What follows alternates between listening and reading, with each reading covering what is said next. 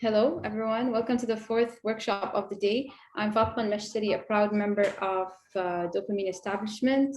Today we have Miss Nicola Ablett. She'll be explaining the prism brain mapping. And the topic to talk about today is mental toughness and developing resilience, a topic that needs to be talked about, especially at times like this. Also, the workshop will be like about 30 minutes long, plus 10 minutes. At the end of the workshop, everyone can have if they have any questions to ask, feel free, please. As well as we'll add a survey for your feedback, and you can get a certificate if you fill the survey. Please, Nicola, you can start. All right, thank you very much. Good evening, everybody. My name is Nicola, as Fatima said. I've been in the United Arab Emirates since 1995. I started living in Abu Dhabi Emirates, and then in 2013 moved down to Ras Al Khaimah. And today we're going to look at mental toughness, which has a big component of resilience in it. And in the last 15, 18 months, many of us have had to dig very deep to find our self-belief, our strength, our adaptability. And one of the phrases I like to use, which you'll find on the IDMIA website, Innovative Disruption Middle East and Africa, is disrupt, adapt, grow. And that's what a lot of us have been doing since COVID landed in our lives. So today we've got a picture in front of us, and there are a lot of flowers, and the flowers represent life's journey. So you've got a bud, and then you've got flowers in different stages of development to the point where one is losing its petals. All the vases are transparent, but different shapes and sizes, and one is green. And all the water levels are completely different. So it's about the cycle of life, the growth, the development, and how we're continually changing and evolving. All right, so any questions at the end would be great, okay? So now the slides won't move. It's typical. There we go. So the first slide is about mental toughness. It's like representing a nut with 6 sides. So there's many sides and angles of us and many ways that we represent ourselves in our world, whether it's at home, in school, in college, in internships, or in the workplace. And so we are sometimes square pegs in round holes, and sometimes we're round pegs in square holes, and we don't always fit. And what's really important is to think about the fact that we need to be the right person, right place, right job, right time, because we can't be successful if we're doing something that doesn't give us pleasure, satisfaction, and give us passion. So a quick definition of mental toughness and about enhancing mental toughness from the Harvard Business Review back in April 2011, which is 10 years ago. So enhancing mental toughness, highlighting and honing. Honing means sharpening, fostering strong relationships, and they are core competencies for any successful manager. But managers are different from leaders and different from bosses. And sometimes what we need to be is facilitators or builders. So are you mentally tough? Do you want to win? Then you need to get tough, not physically tough with all muscles and a bit like The Rock, mentally tough. And it takes more than muscle, and it takes more than practice. It's like anything, it's building a habit and sheer determination to get to the top. So it takes the mind of a champion, and each of us have that within us. Another great quote. This is the person going up the mountain with the ice pick, actually prepared and organized and trained, inshallah, with the rope. Many of life's failures are those who did not realize how close they were to success when they gave up. And that's a big lesson to learn. When we're children and we're cycling, or we go horse riding, or we go out for the first time on our desert quad bike, we fall off. What's important is that we dust ourselves off and get back on, and we keep building our confidence and our resilience, mental toughness. And you all know who this is. His Highness Sheikh Mohammed bin Rashid, and Henry Ford, the guy who made the original Ford cars. If you believe you can or believe you can't, you're right. Anybody wants to unmute themselves here? Does anybody know who this group of gentlemen are and what they're doing? Does anybody want to unmute themselves and take a hazard a guess? They're definitely not the English football team playing last night against Denmark. Anybody? Are you going to leave They're it? answering in the chat. Oh, I can't. I'm not going to go into the chat because I don't want to lose my screen. Let me tell you. Okay. It's Australian. Someone said Australian. I think they need to think again. Slightly southeast of Australia. Yeah. Kiwis, New Zealand rugby team, doing the haka dance, the haka, the war dance, the celebratory dance, the inspiring and instilling fear into the people you're about to go into the game with. Yes? So imagine how intimidating that could be. And sometimes our behaviors are such that other people run away, or we get into the fight and flight situation. And we've only got 30 minutes, so we're not going to go into a lot of detail today. But the Kiwis, the New Zealand rugby team, the All Blacks, thanks for making some comments there. All right, how do you prefer? Can anybody read me question 1? Can you read it out loud? Or maybe Fatima or Mira can read it out loud. Yeah, sure. How do you perform during crunch times in your day-to-day life? How focused do you remain when under pressure? Okay, just think about that for a moment and maybe make a note if you have a piece of paper beside you.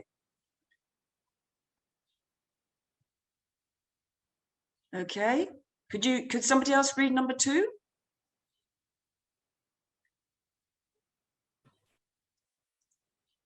I'm very interactive. I don't like doing the whole presentation. That's why I say I'm a facilitator, not a trainer, and definitely not a teacher.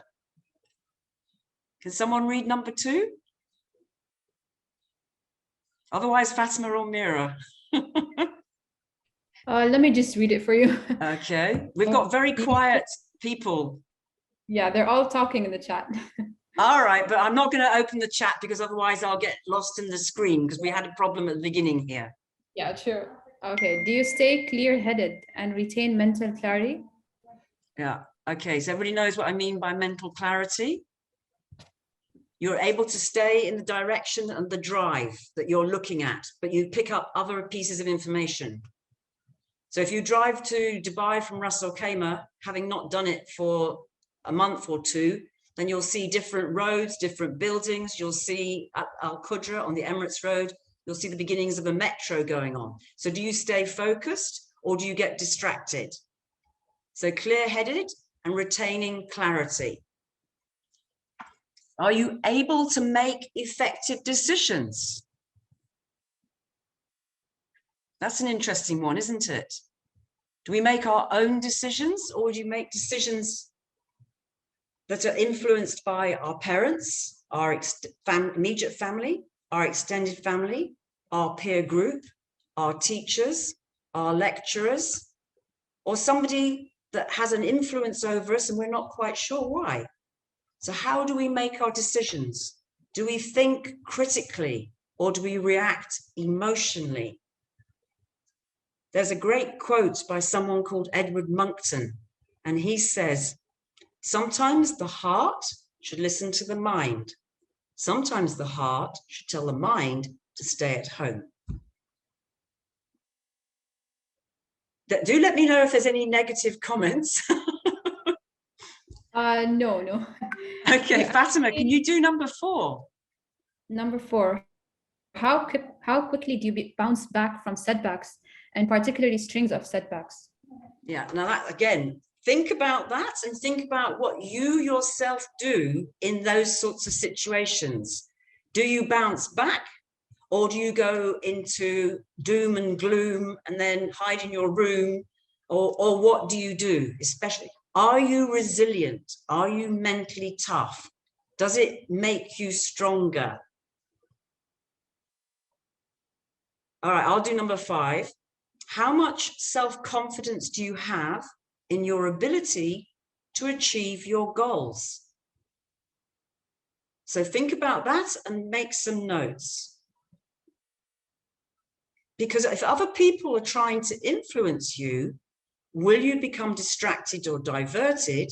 Or in PRISM brain mapping language, which is neurosciences and behavioral, what are your preferred behaviors and what are your least preferred behaviors?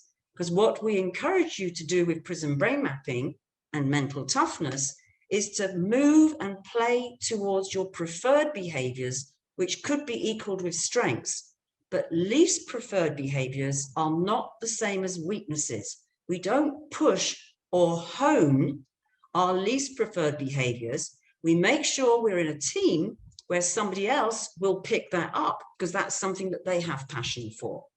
Okay? So, Do you want me to continue? Sorry? Do you want me to continue? Yeah. How motivated are you to achieving them? Right. And again, think about it and make some notes, and then you can reflect on it afterwards. All right?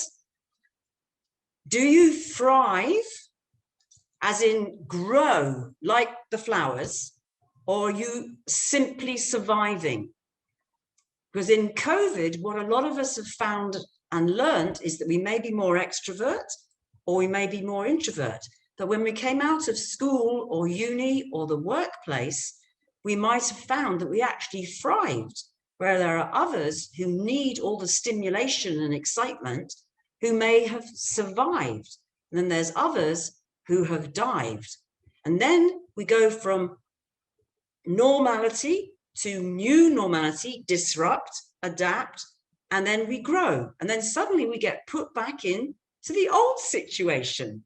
And nobody does any preparation for the re-entry phase. So you think about our UAE astronauts go to space and they're prepared for exit and they're prepared for re-entry. And we haven't done a lot of that in almost every professional sphere, academic sphere and school sphere.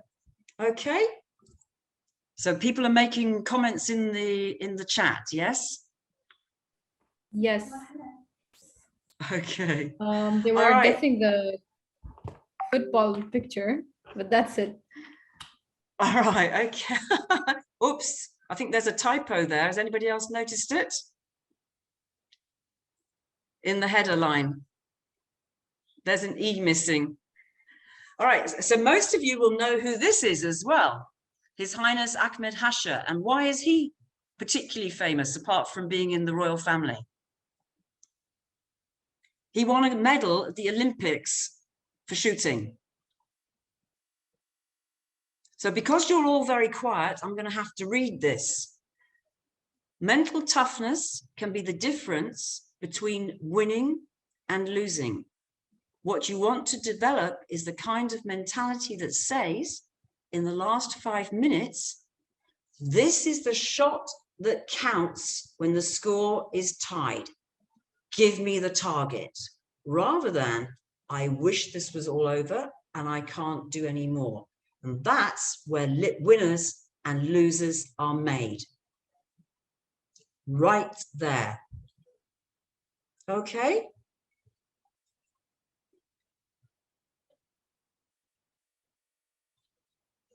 There was a Canadian-based study some years back of 16,000 individuals, and it showed that mentally tough people can possess 3 key traits: commitment, a sense of personal control, and they view setbacks as challenges. They're not problem solvers, they're solution-focused people.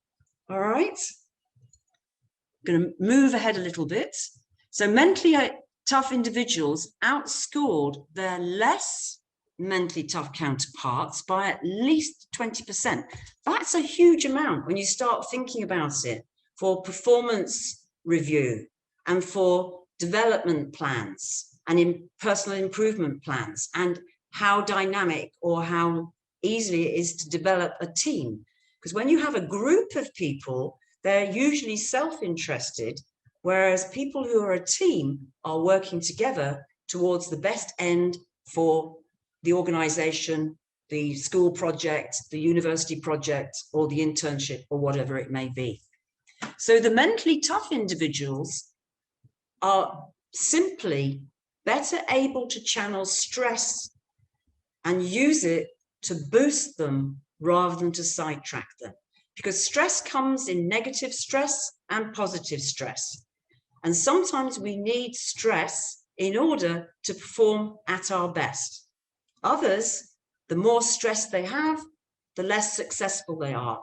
And that's why it's so important to recognize when you need to apply stress to yourself, or when people are applying stress to you, that you may need to speak up and say, thank you for your concern, your interest. However, I need a bit more time, or I need to negotiate a timeline or something.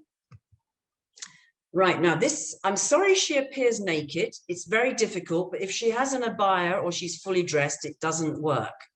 And I'm not sure if it's going to work today. But when you first look at this dancer, which direction is she spinning in? It's not going to work because of the format. If you go into YouTube and look up the bistable perception and look for the dancer, you will be able to find this.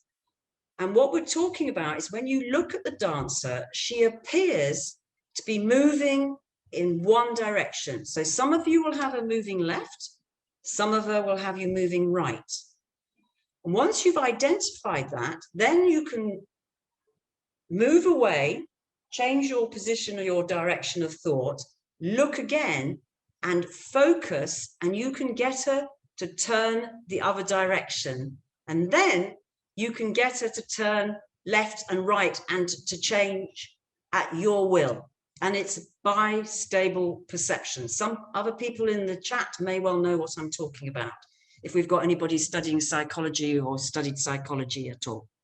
But it's a fascinating phenomenon, and it's something that impacts how we interact with others and how we use our behaviors in order to influence others. So we can't change people's perception about us or their personality, but we can adapt our behavior slightly in order to approach them and not trigger them negatively, but to trigger them positively and engage with us so that we can move forward in tandem. Okay, so this is what I was just explaining to you. All right, is everybody okay if I move on? Everyone's okay if I move ahead? Hello? Yeah, Yes, is everyone all right if I move? Can I move ahead? Yes. Okay, lovely. Many of us look at the world favorably or unfavorably, less powerful or more powerful. And when we're in negative state of mind, then the negative thoughts can lead to negative performance. And the connection is as straightforward as that.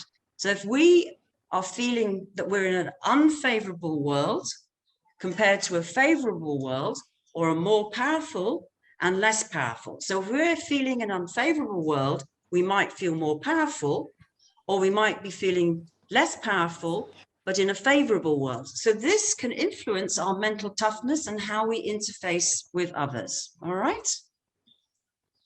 So this is another way of actually presenting the picture. And I'll just give you a moment to read that.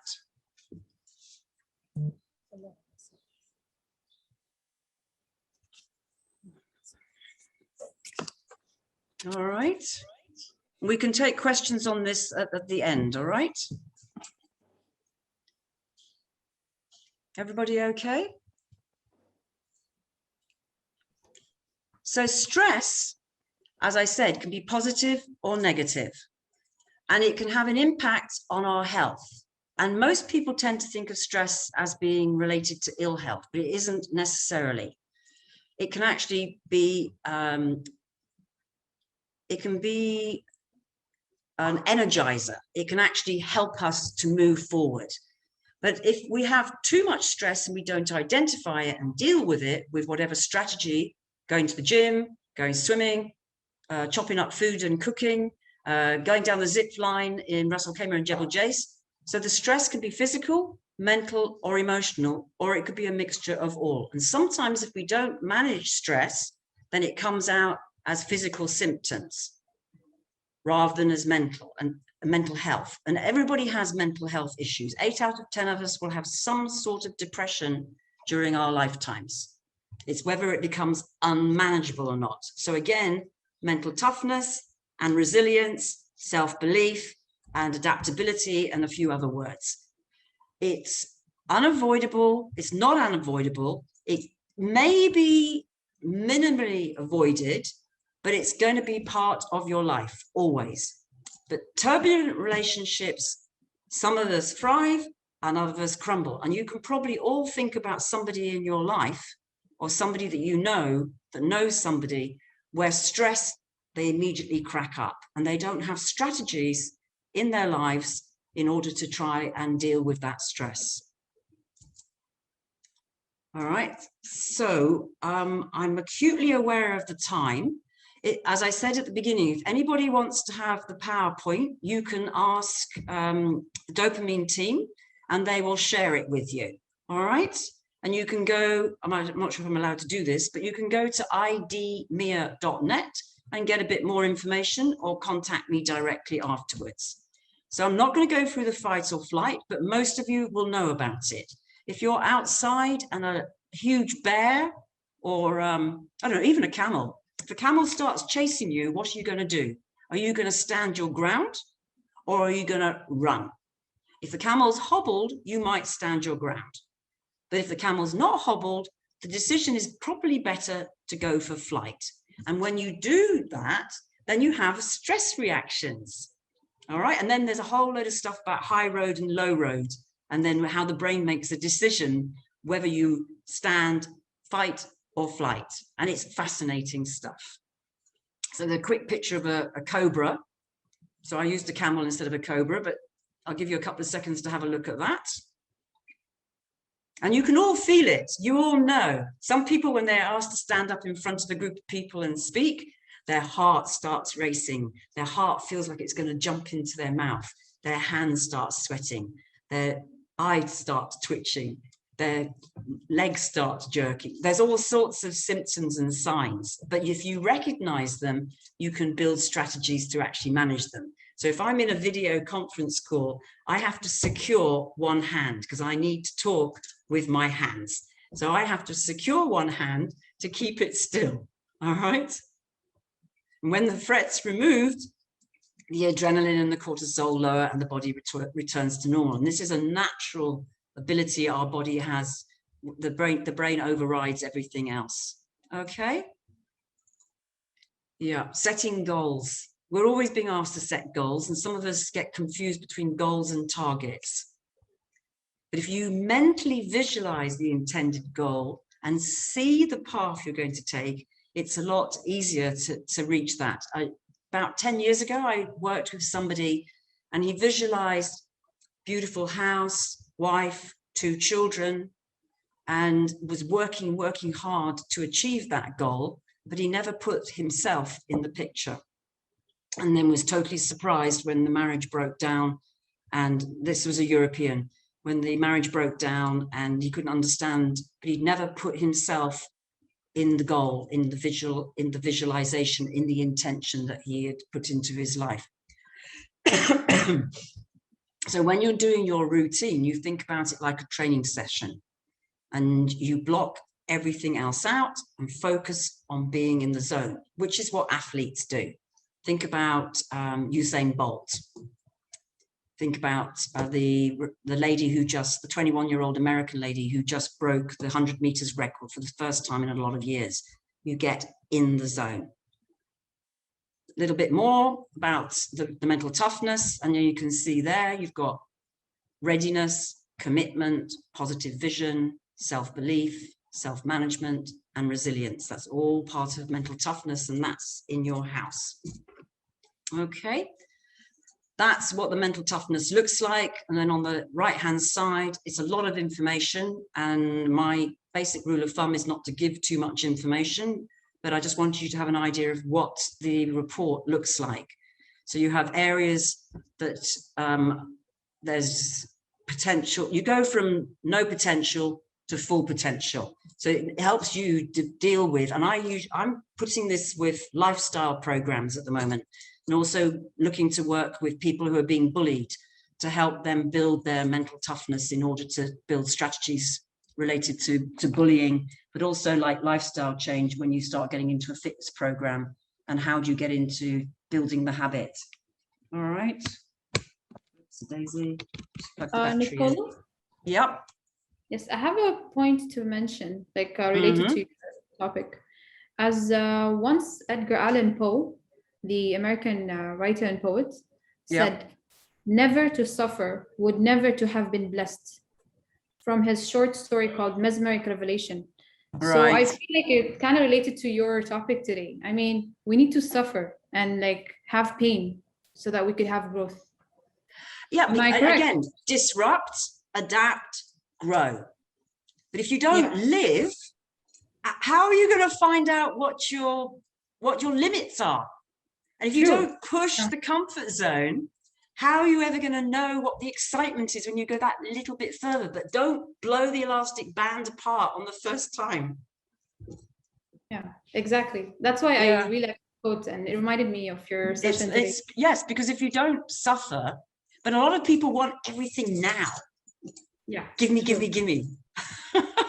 And they don't value it. So you get the whole thing about like, I want the new iPhone or whatever it might be. I get the new iPhone and then I want the next thing.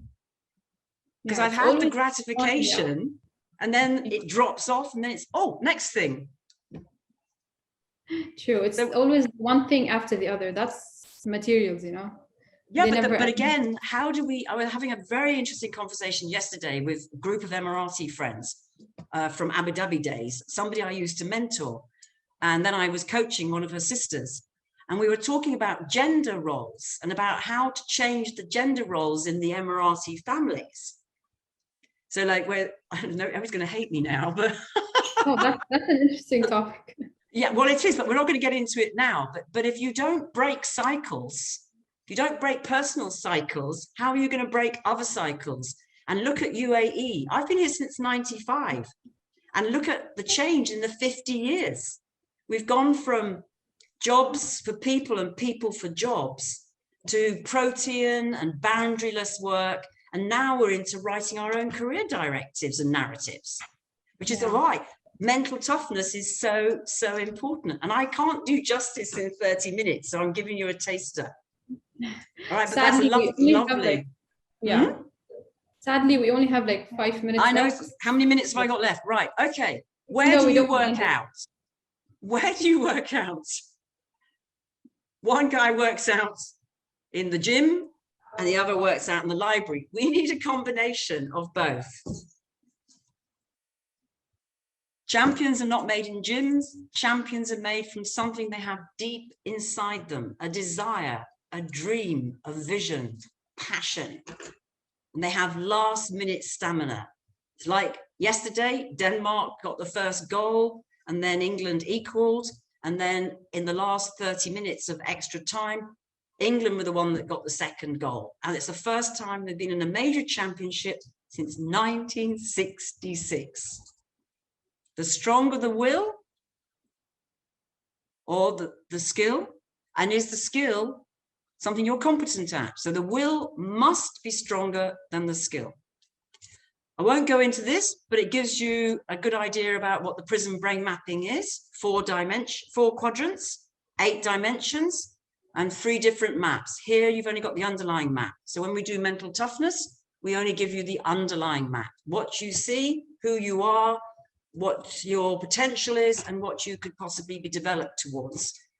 If anybody's interested, as I said at the beginning, we've got a special offer on where you can do the mental toughness inventory, Arabic or English, and you'll get 30 minutes discussion feedback with me for a price of AED 350. Okay. We're all made up of our genes from our parents and our environment. So 50% of us is that. The rest of us, contextual behavior, developed behavior, adapting and growing, and responding to life. And then what have we got here? We've got a frog halfway down Pelican's mouth, and the frog is still hanging on and not giving up. Okay? So never give up. Keep dusting yourself off, getting up, getting back on the horse, getting back on the dirt bike, getting back in the powerboat, getting back on the jet ski, getting in the kayak, getting on the bicycle, whatever it might be. Okay, right.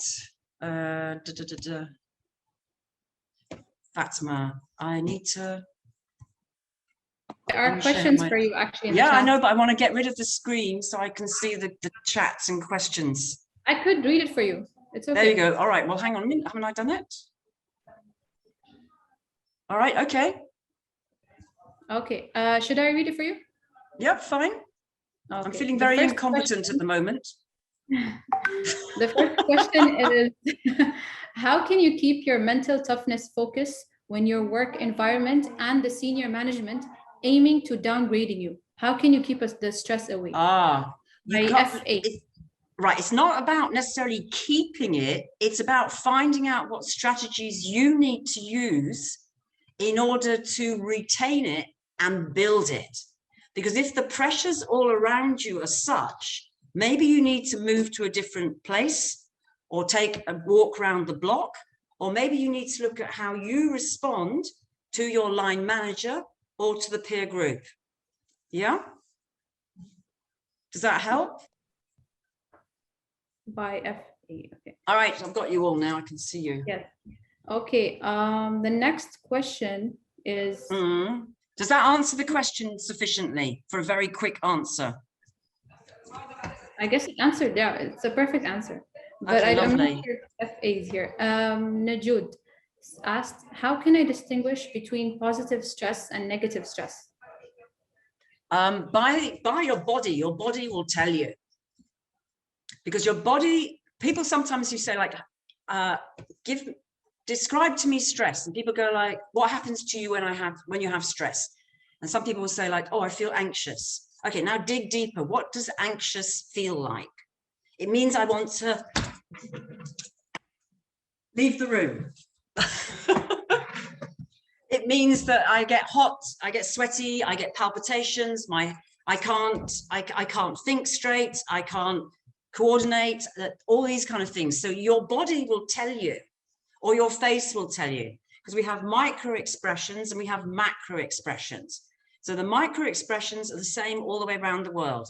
Watching people's eyes, their noses, their mouths, they will give you all that information, which is why wearing masks is so difficult, because you can't read, you don't get the emotional intelligence feedback you would have normally.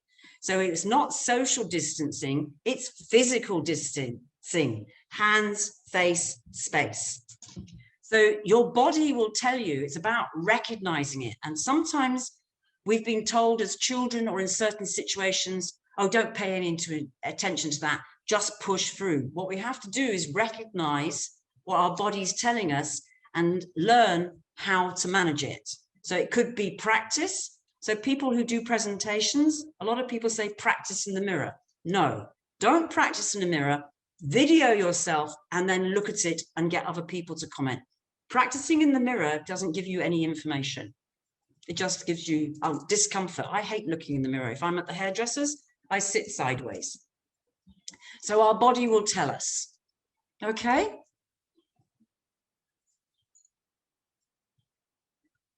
And we can approach, just one more point, we can't change people, but we can change our approach without compromising. So compromise is not really an option. It needs to be collaboration or a slight adaptation in our behavior in order to establish the kind of response that we're hoping for. So I'm sorry, I can't read the Arabic ones. I'm really sorry. That's the appropriate place to use the word sorry as well. Otherwise, you don't use the word sorry. Yeah, and the other question is, how do I relieve stress at work? Noor al-Shamsi. I think it's similar to the first one. It's similar, but again, it's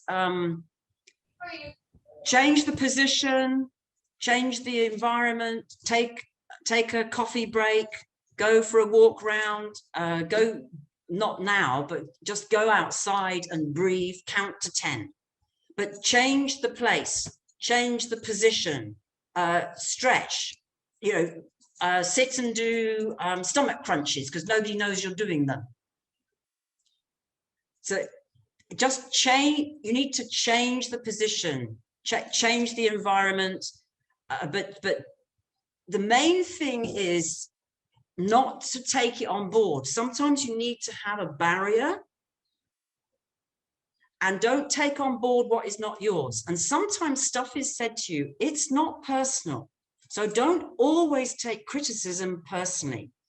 And wherever possible, change words round. So instead of saying complaint, say feedback. If you can use feed forward instead of feedback, that's even better. But more often than not, we use very negative language and we say, you can't, you shan't, you won't, you mustn't. Instead of how about, what about, shall we, could we try, have you? So very more proactive rather than reactive. Does that answer it?